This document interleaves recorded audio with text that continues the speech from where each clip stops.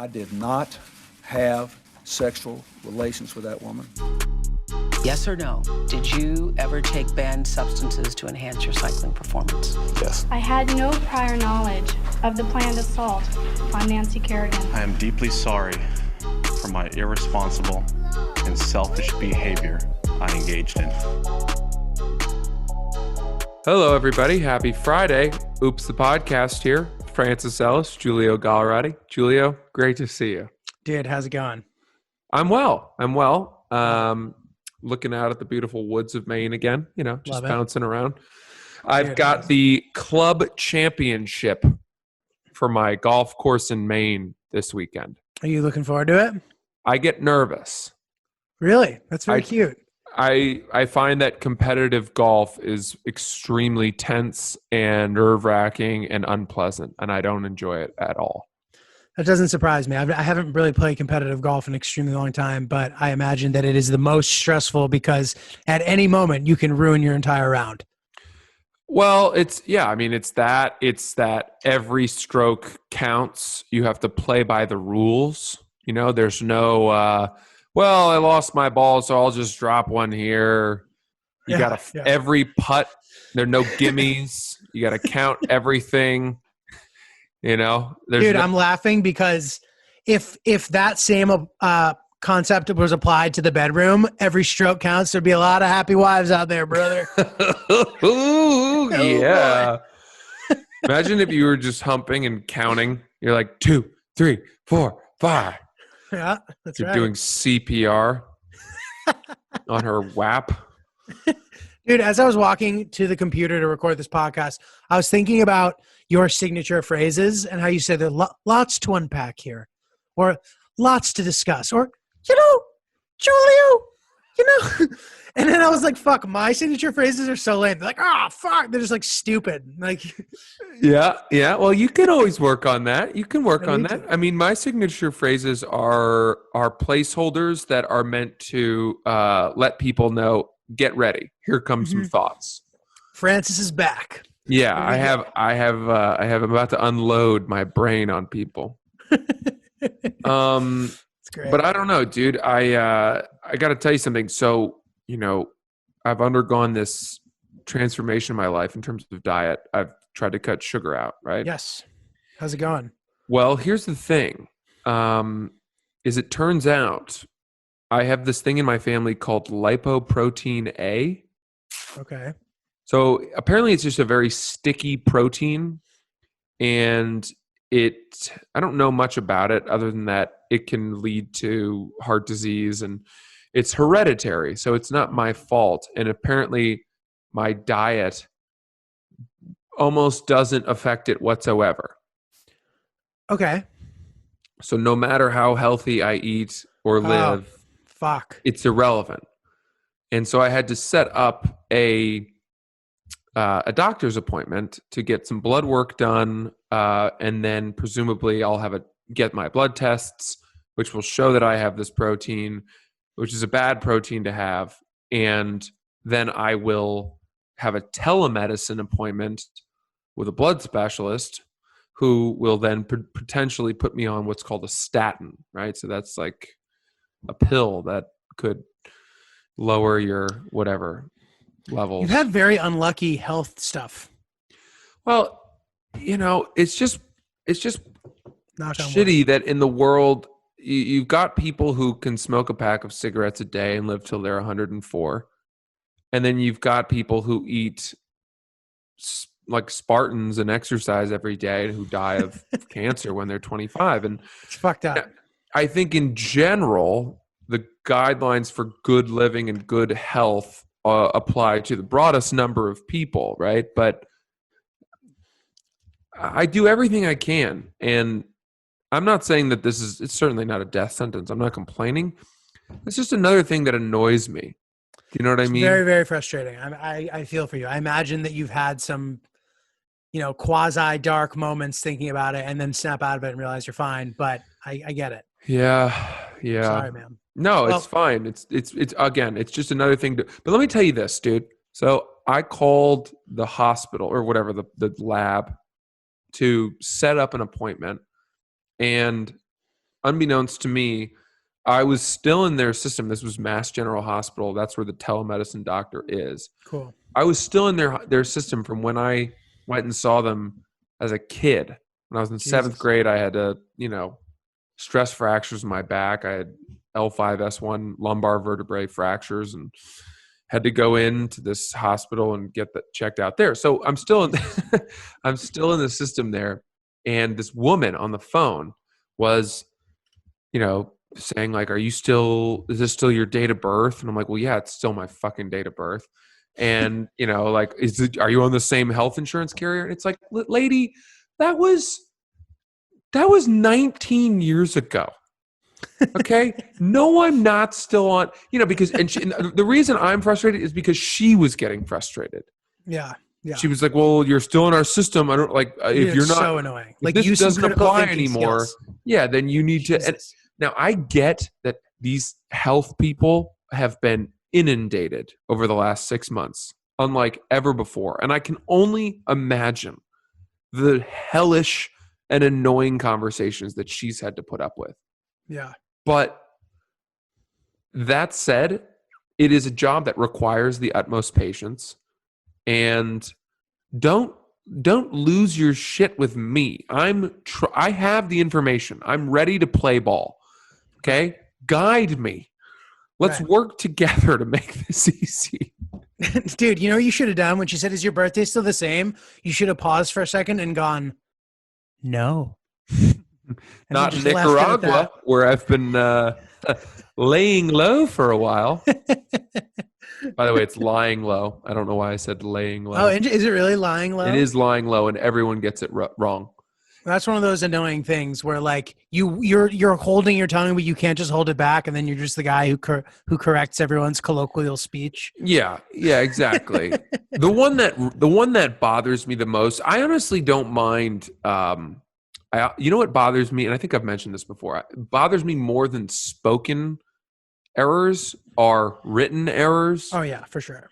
The biggest one is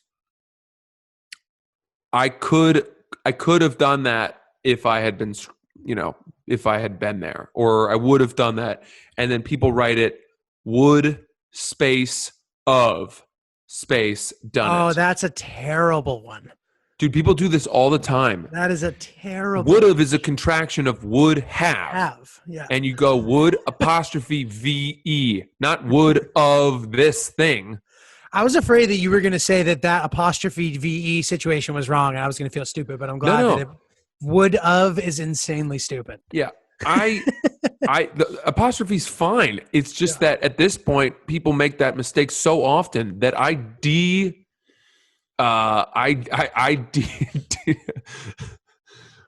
decontract it now to try to teach people. Would have. I would have. I say all my words. I cannot. I become an asshole. I have not. Speaking like a robot. Yeah. Dude, what about this? Is it quote end quote or quote unquote? Like when you're like quote unquote Giulio Gallerati. I think it's Spoken. quote unquote. Okay. Because by saying unquote, you are ending your quoted material. So is quote end quote incorrect? Or is it just quote unquote is how we say it and that's how it should be said? And it's also correct. All right, give me the two options again. All right. So like I'm trying to think of an example where you would put in quotation marks something. Like quote unquote fucking god damn it. What's the thing that you would say quote unquote? Yeah.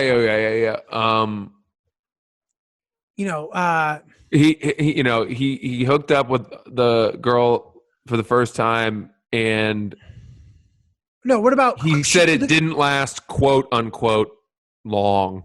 Oh yeah. Let's just or even like all right, whatever. It's saying that we can't think of an example, but you know what I'm saying. Quote unquote, quote end quote. Yeah. Quote end quote or quote unquote. Correct. I have to think it's unquote. Right. Because, and what's strange about it is that we offer the quotation marks in the speech and then say the word that would be couched within them. So Right, what right. would make, I mean, what would make more sense would Is be to open the say, quote, say it, and then end the quote. yes, Yeah. yes, exactly. Right. And then we when you're talking about, sometimes people say parentheses too. Not as much, but nobody ever closes those parentheses. Right. Dude, totally. Well, you talking about health reminds me of our little health group. So if you guys are interested in pursuing a healthy lifestyle, message our producer Chris.mp4 and get in the mix. Some good positive vibes getting tossed around. Yeah. Hey, I read this story about the University of North Carolina. They allowed students back to campus. The kids were there for 1 week, and 4 clusters of COVID sprang up. And one was at a frat house. The others were in these residential areas. And it's looking like these happened as a result of kids partying together. And then the student newspaper at UNC blamed the administration for allowing kids to come back to campus in the first place. And basically said, the kids are also to blame, but the administration should not have allowed kids to come back to campus because kids can't be expected not to party and socialize. And the question is, who do you side with there? The kids, for sure. Really? I was sensing that you did not, which is I'm excited. This is a good discussion. Here's my thought. At what point can we expect young people to take responsibility for their own health? I mean, listen, they're allowed to go into the classroom and sit next to each other. Why aren't they allowed to party?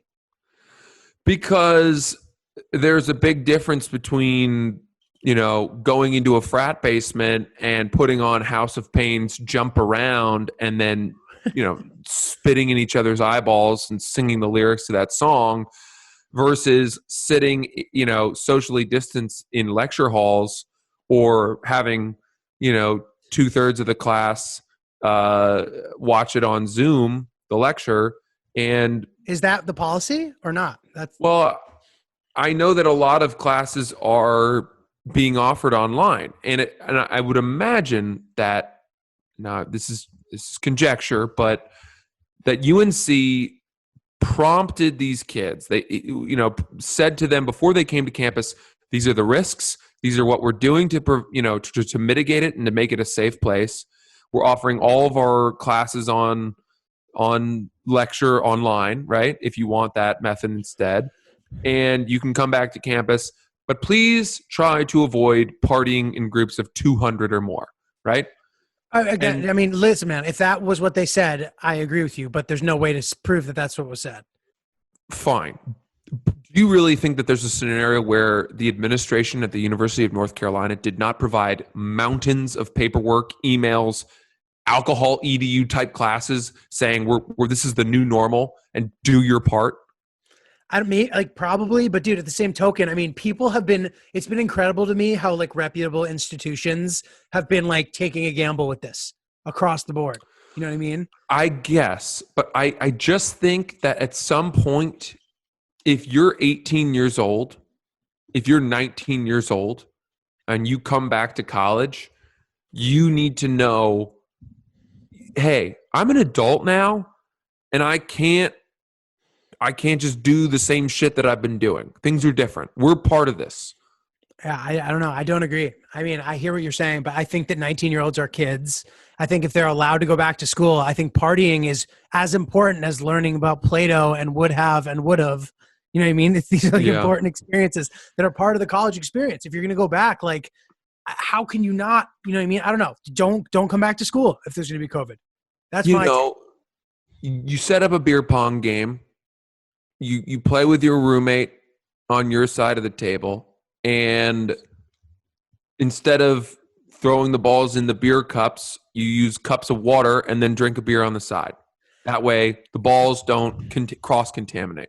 That is, I hope that there are kids out there partying responsibly, because that sounds like a great fucking guideline. I don't know how easy it is to enforce with binge drinking, but I don't see why you couldn't be. You know what I mean? in the interest of keeping everyone healthy, I agree the gathering is stupid. But if the college is like, it's okay, that's probably why the kids are like, okay, it's fine. They said the adults.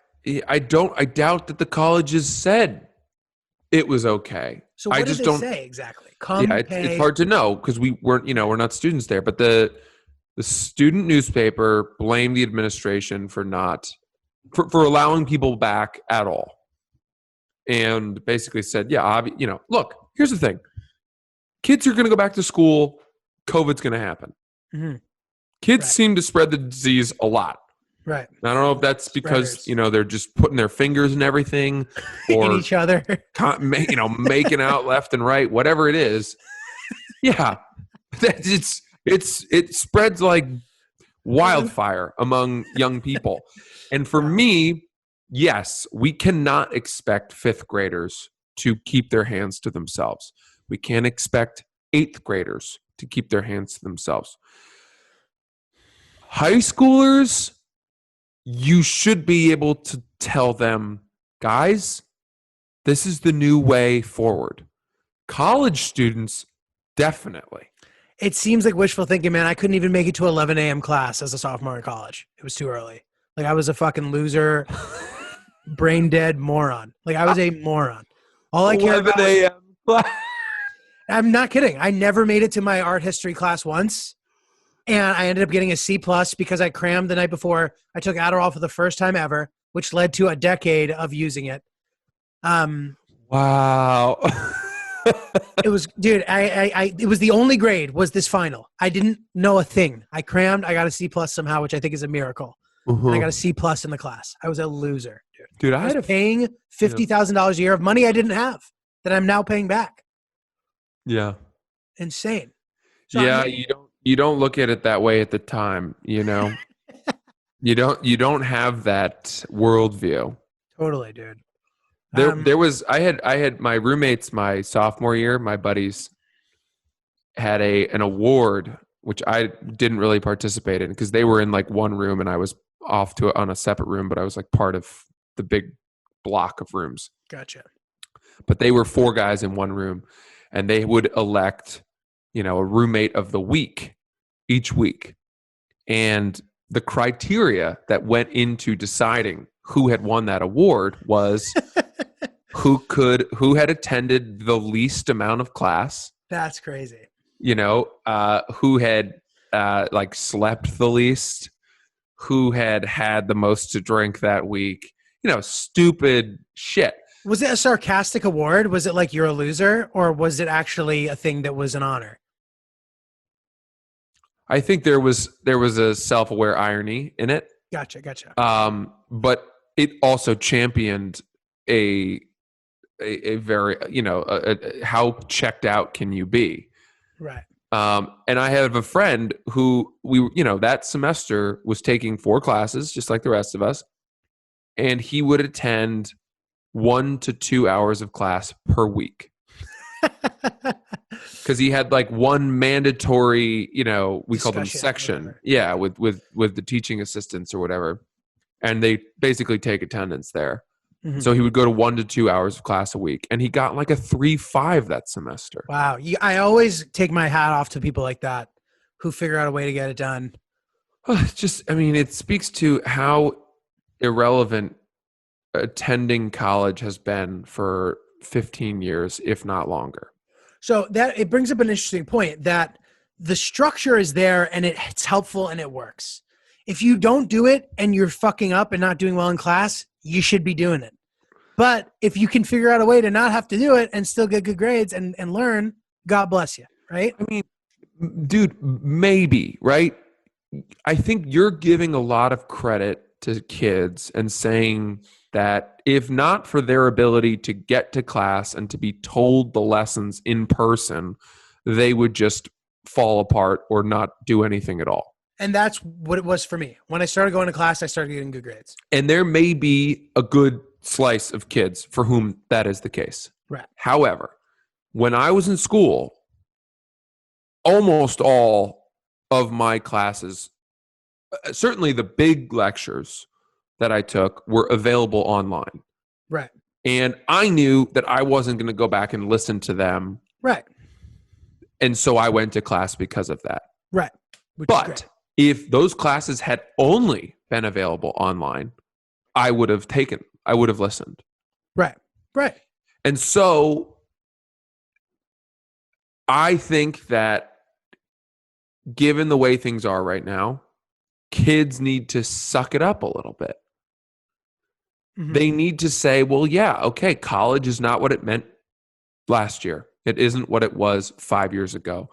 And if you were defining your college experience by the Saturday morning tailgates at the football stadium and your ability to go watch your USC Trojans, play football, or your frat, or all this stuff, it's like, sorry, dude. I mean, you were in it for all the wrong reasons. Dude, but isn't it? I mean, I never did any of that shit, but it sounds fun. And Of course it sounds fun. It sounds fun. I'm all for deferring, though. How do you feel about that? Like taking a year off and waiting for it to be normal? I was, and now I don't know that I feel that way anymore.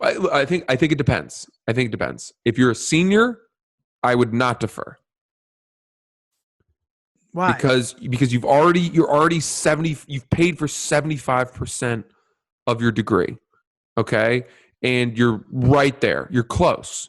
Right. You've So done the what is- college. You did it all. I see. Yeah. What is taking a year off going to do? Right. I understand that you don't. It's hard to justify spending $50,000 on your final year of college when it's not going to be what it was in the past. Right. But you're so close to the end line that you might as well just suck it up, burn that tuition. It's easy to say, burn that tuition. At this point, you're paying for your degree. You've already had most of your college experience. Mhm. Because deferring a year, unless you're going to get some kind of job that is going to help you chip away at your student loans, which is very unlikely, by the way. A current college student being paid for 1 year of work enough to offset. Right. I think just finish, get your degree, and then start working on it. Right. Not No, to mention the job market for recent grads, hopefully in a year, will have improved over where it is right now. Right. I just know that me personally, I wasn't mature enough to handle college right away. And I wish that there was some world where I could have just been mature enough right away, or somehow kick myself into gear. So that deferment option in my mind is great, especially if you're just starting. I get what you're saying as far as if you're almost done, just finish. I don't disagree necessarily. I mean, I guess it's different for each person, but I always felt like I went to college too young anyway. And maybe it's just I'm a late bloomer or whatever. So that would have worked for me. I get that. I guess it's an individual thing for everybody. But I think that if you want to fucking defer. But I agree. If you're almost done, you might as well just fucking finish and then go get a job when things are normal or something. I don't know. That's how I feel. Yeah, that's good. That's how I feel. Dude, so I had a very funny moment yesterday. I saw Adderall for the first time in Oh, boy. 2020. I saw it. It was sitting there in a little bottle, and Was it your bottle? no, it was somebody that is at the house with me. His bottle, and I haven't seen Adderall in 2020. Wow. But seeing it, do you remember in Lord of the Rings when Bilbo sees the ring for the first time in a while? And he goes, Yeah. "Oh, my old ring." and that ends with Frodo taking it back, and Bilbo goes, "Ah!" Like he has this monster. He becomes a monster for a second. It's one of the It's like one of the scariest moments in the movie, randomly. And I started to feel like that, and then started laughing to myself. I was like, maybe I could just ask for a half. Yeah, just a Just a half. second. Just a second. Yeah. I chose not to, but I fantasized about how much I could have gotten done if I had taken it, but I didn't do it. I'm just still holding strong. No Adderall in 2020 for me. I think it's tough, man. It's tough. I remember watching an episode of The Real World years ago where there was an alcoholic on the show, and he would not be able to go to a bar with them because the sound of the ice tinkling as someone was shaking a cocktail would set him off and make him need a drink. That is insane. That's that sucks. I'm so happy I'm not that guy, at least. Well, sure. But you realize these triggers for people who are addicted to things can come in the form of a smell or a sound Definitely. or a sight or any of those things. So, that's got to be really tough. You were saying that smell is the biggest trigger of memory, right? Weren't you saying that the other day? I remember hearing that in I think an Old Spice commercial, and I believe it to be true. But it's true, man. Like, do you ever smell something that just reminds you of your grandfather or something, and it brings you back to being 5? It's like a crazy thing. For me, there was smelling Axe body spray, which you don't smell too often anymore, but it transports me right back to middle school when girls would definitely want to hook up with me because of the Axe body spray I was wearing. Fucking middle school, dude. Yeah. Dude, so I've been spending a lot of time fantasizing about things during this. Good. Not sexual things, just like life things. And I've decided, and these are certain things that I'm embarrassed to admit out loud, but I'm going to do it right now on the podcast. Good. One of them is I've always wanted to go to all 50 states. I'm about to complete that. Whoa, really? Yep. Assuming that everything goes according to plan, which there's wildfires all over the country now, who knows, knock on wood. But I will complete that by the first week of September, which I'm excited about. That's incredible because I'm actually just a couple quarters away from completing my 50 state quarter map that I got. Oh. I've been missing 2 for a very long time, and I stopped collecting 15 years ago. So I don't think it's getting done. So congrats to you on beating me that with the actual physical visitations. What are the 2 quarters you don't have? I think I don't have North Dakota, and I don't think I have Hawaii. Okay, good to know. I'm going to have to get those for you. Yeah, keep an eye out. As a gift, dude. So that's the first one. I'm very excited about that. The other thing that I want to do is I want to go to every single country in the world. That's not going to happen.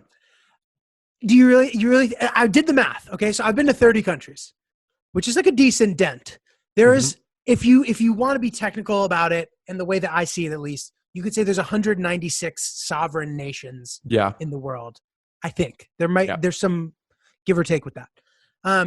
And I think if you go to 6 countries a year, if I go to 6 countries a year for 30 years, I've done it. Do you know how many countries 6 countries a year for 30 years is? It's not that many. Dude, you're talking about going from like Paris over the Channel to London and then flying to Germany and then dipping on down to Belgium and Luxembourg. Yeah, that's an easy 6 countries to knock out. You know what's not an easy 6 countries to knock out?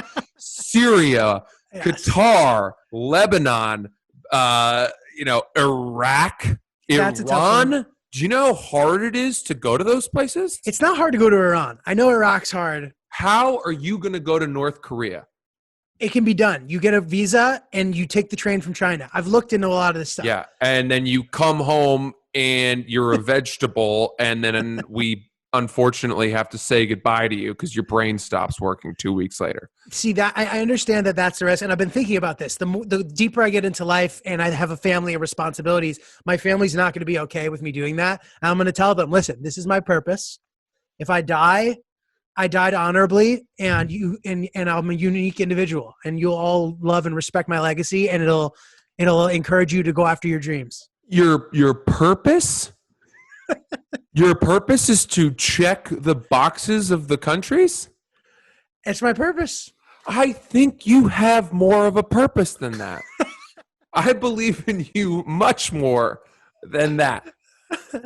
It certainly starts to get expensive. There's logistical issues, obviously, with dangerous countries. But I believe that in a decade, those dangerous countries will no longer be dangerous. As is the cyclical fashion of politics in the world, I think that I will eventually have opportunities to go everywhere. The Pacific Islands intimidate me a bit. Oh, is cannibalism rampant there?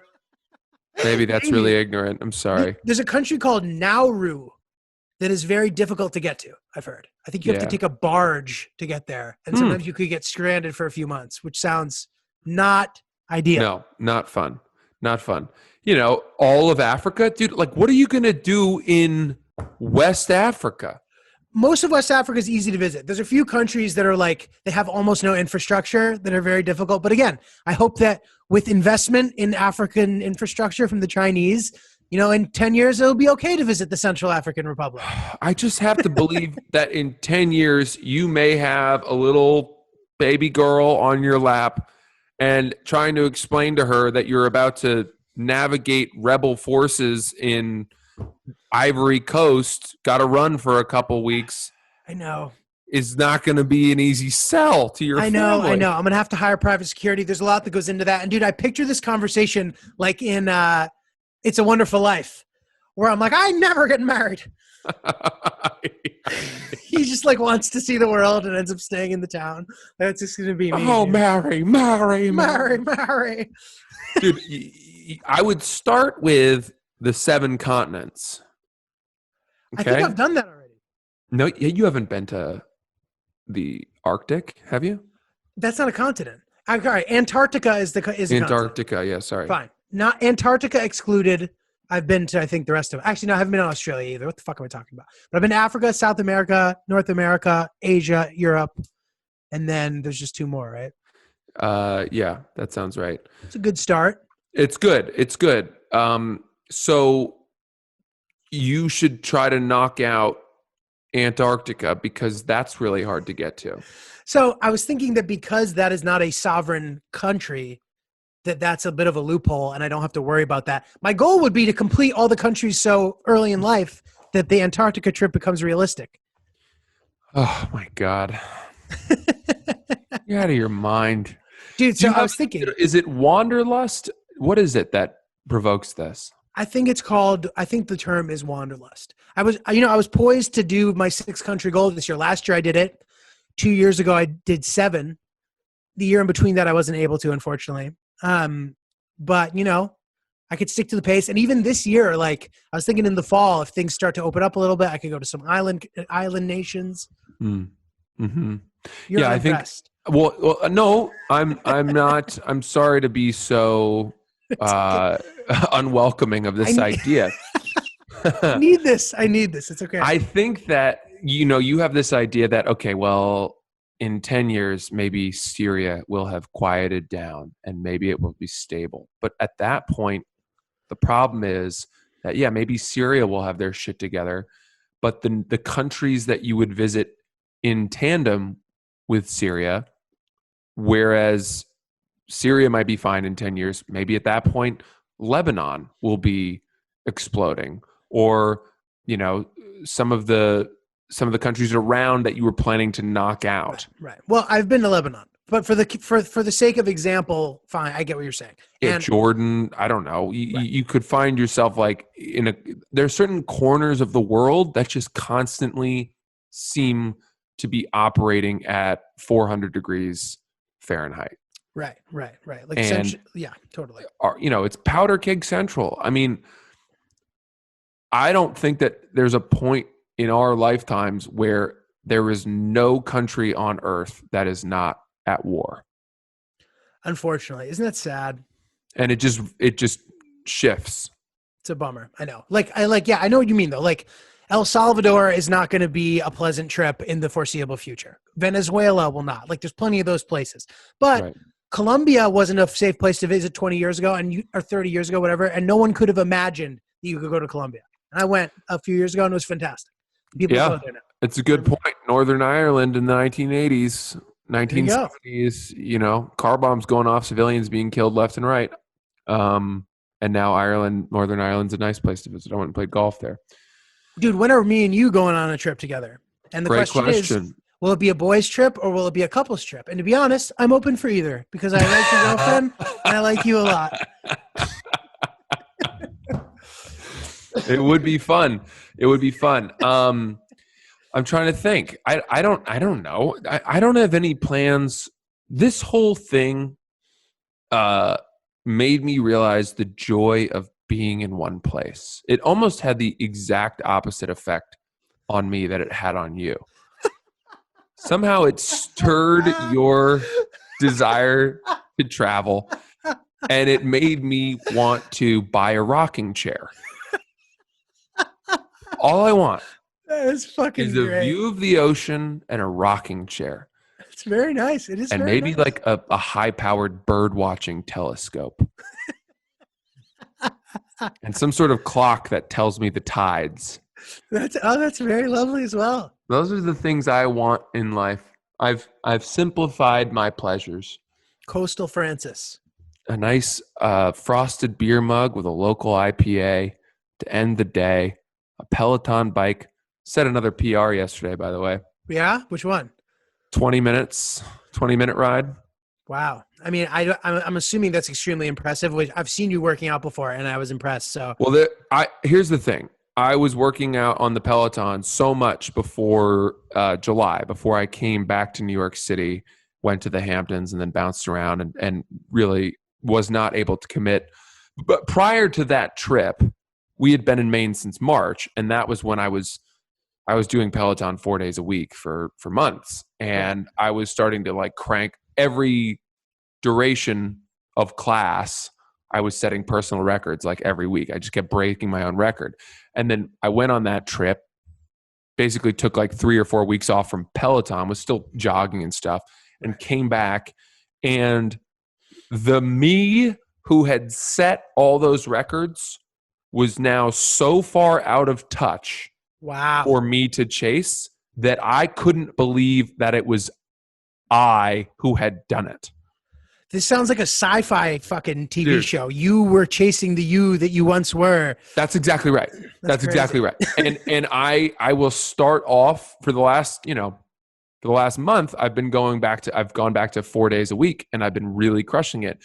And there are some days where I sit down and I say, okay, I'm going to chase myself today.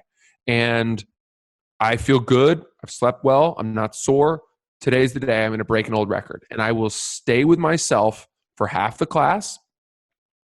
And then I will say, to continue keeping pace with the April or May version of me will kill me.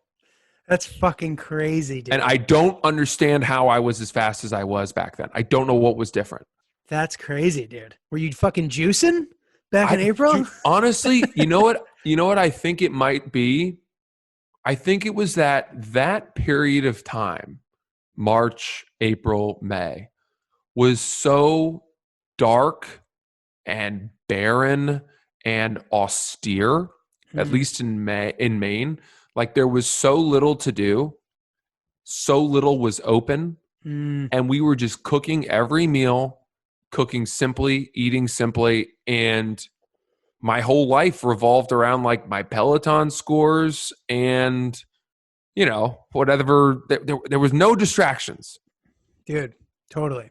And so every day I was just cranking it up higher and higher. And dude, I got to say, for the last month, I've been growing more and discouraged because by constantly being left in the dust by myself, I had felt like that, I had peaked athletically and now it was all downhill from here. Dude, totally. But yesterday I beat one of my PRs from Unbelievable. May or whatever. What a great feeling. And what a great way to always have some kind of goal to chase. Yeah. Chasing yourself, trying to better yourself. It's tough, man. It's tough. But Well, dude, congrats. That's an exciting, personal 2020 milestone. hell yeah. Catching yourself. How's your weight situation? What are you working on? What do you got? Thank you for asking. I mean, I have been sort of pursuing, and this is unfortunate, but I feel that I'm at the age now where like before I hop back on the wagon, as they say, or before I quote unquote hop back on the wagon. There's an example. Yeah, good. Before I do that, I need like a reset where like, because my body is just all puffy from eating shitty. And if I work out, I'm going to get injured. So I have to like take a reset where I eat healthy and I eat reasonable portions for a week and then I exercise. I had a very, very active day yesterday. I played tennis. I played great. I'm hitting my backhand. Unbelievable. Best I've ever hit it.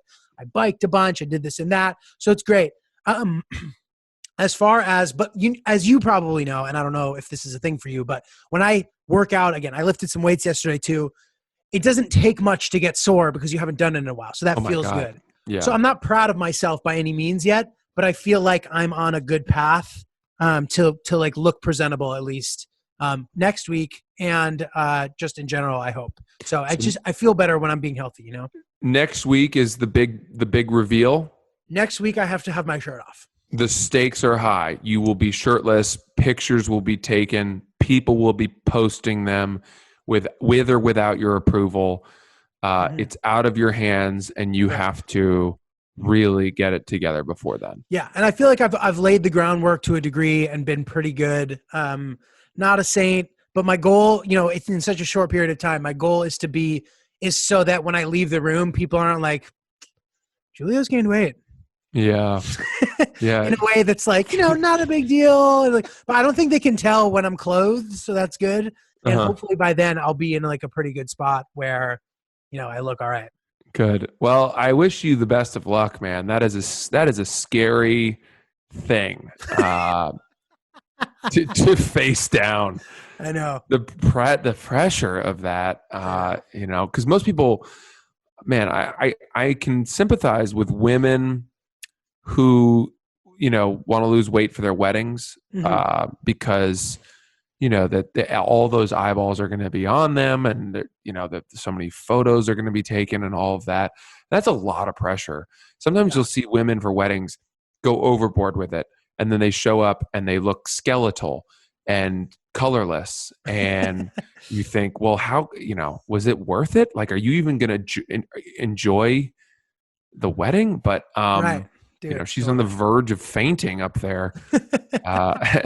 But dude, have you ever been to a wedding where the bride lost too much weight?